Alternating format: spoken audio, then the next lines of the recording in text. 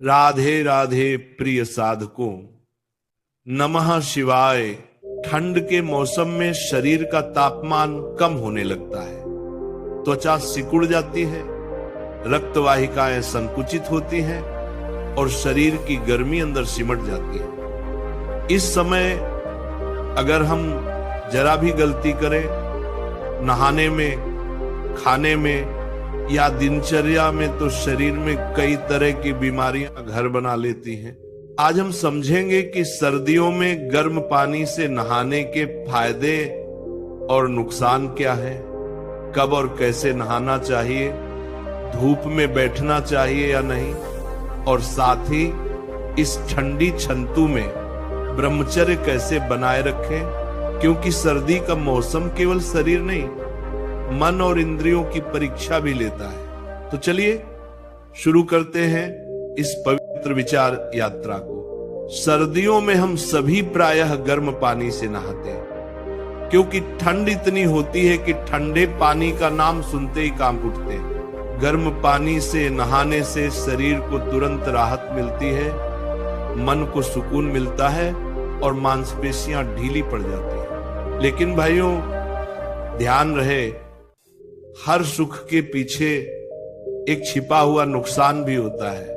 गर्म पानी से नहाना शरीर को तुरंत तो आराम देता है, लेकिन लंबे समय में यह शरीर की ऊर्जा को कम करता है। बहुत ज्यादा गर्म पानी से नहाने से त्वचा की ऊपरी परत की नमी खत्म हो जाती है। इससे त्वचा रूखी, खुजलीदार और बेजान हो जाती है। वृद्ध लोगों में तो इससे ब्लड प्रेशर तक बढ़ सकता है। गर्म पानी से नहाने पर शरीर की प्राकृतिक कवच यानी तेलीय परत समाप्त हो जाती है, जिससे सर्दी, जुकाम, सिर दर्द और जोड़ों का दर्द बढ़ जाता है। आयुर्वेद में भी कहा गया है, अति उष्णं स्नानम न कुर्यात्, अर्थात अत्यधिक गर्म पानी से स्नान नहीं करना चाहिए। गर्म पानी इतना होना चाहिए कि वह शरीर को सहज लगे, जलन न दे, बस हल्की गुनगुनाहट हो, जैसे सूरज की मृदु किरणें त्वचा पर पड़ती हैं वैसा ताप। क्योंकि अगर पानी बहुत गर्म है तो वह केवल शरीर की सफाई नहीं करता, बल्कि उसकी प्राण शक्ति को भी जला देता है।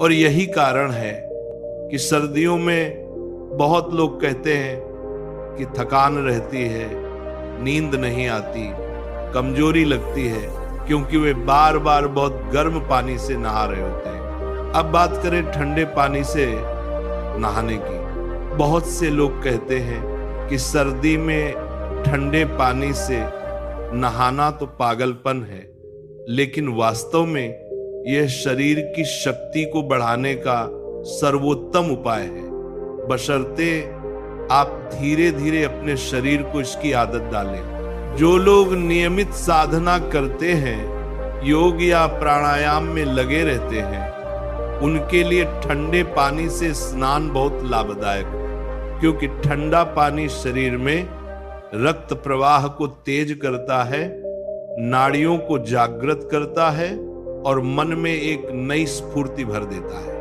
अगर आप सीधे बर्फ जैसे ठंडे पानी से नहाओगे तो शरीर को झटका लगेगा, पर अगर धीरे धीरे पैर, हाथ, चेहरा, गर्दन और फिर पूरा शरीर इस क्रम में नहाओगे तो यह स्नान तपस्या के समान हो जाएगा।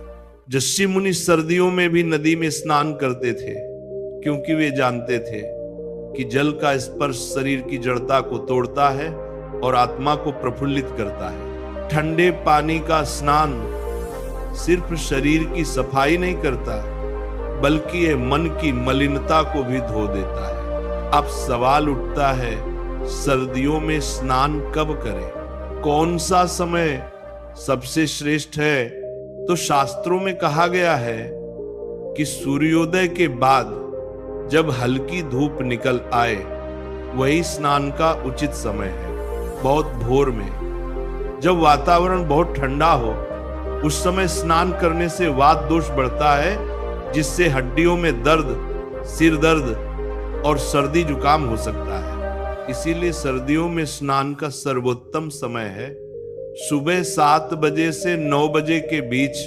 स्नान से पहले थोड़ा तिल का तेल शरीर पर मल लें, इसे अभ्यंग कहा गया है। तेल मालिश करने से शरीर की त्वचा नरम रहती है और फिर जब आप गुनगुने पानी से नहाते हैं तो शरीर संतुलित रहता है। ये एक ऐसी प्रक्रिया है जो न सिर्फ सर्दी जुकाम से बचाती है बल्कि तन और मन दोनों को स्फूर्त रखती है। अब बात करते हैं धूप में बैठने की। सर्दियों में धूप भगवान का वरदान है। जो लोग कहते हैं कि धूप से काली त्वचा हो जाती है, वे वास्तव में उसके असली लाभ को नहीं जानते। सूर्य की किरणें शरीर में विटामिन डी पैदा करती हैं, जो हड्डियों को मजबूत बनाता है और शरीर के रोग प्रतिरोधक तंत्र को जगाता है। लेकिन धूप में बैठने का भी एक नियम है। तेज दोपहर की धूप नहीं, बल्कि सुबह 9 से 11 बजे के बीच की धूप सबसे उत्तम मानी गई। उस समय की धूप में न कठोरता होती है न नुकसान। उस धूप में बैठने से न सिर्फ शरीर को गर्मी मिलती है बल्कि मन में भी एक अद्भुत प्रसन्नता आती है।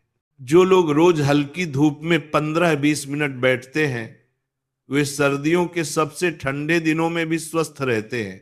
अब बात आती है सर्दियों में ब्रह्मचर्य की। भाइयों, यही वह विषय है जो आज के युवक सबसे अधिक भूल चुके हैं। सर्दी का मौसम ऊर्जा का मौसम है। शरीर में अग्नि बढ़ जाती है, आहार पचने लगता है और इसी के साथ काम शक्ति भी जागृत होती है। अगर इस समय विवेक नहीं रखा गया तो ये ऊर्जा नष्ट होकर कमजोरी में बदल जाती है। ब्रह्मचर्य कोई दबाव नहीं है, यह ऊर्जा का संरक्षण है। सर्दी में जब शरीर में वीर्य निर्माण की गति बढ़ जाती है, तब उसका अपव्यय करना आत्मघात के समान है।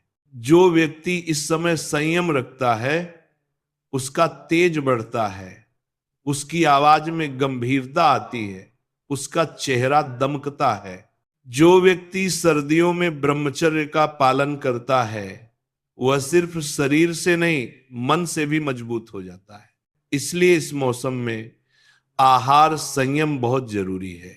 अधिक मसालेदार, तैलीय और उत्तेजक भोजन काम विकार को बढ़ाता है। इसके विपरीत सादा भोजन, हल्का व्यायाम, ध्यान और शीतल मन ब्रह्मचर्य को बनाए रखते हैं।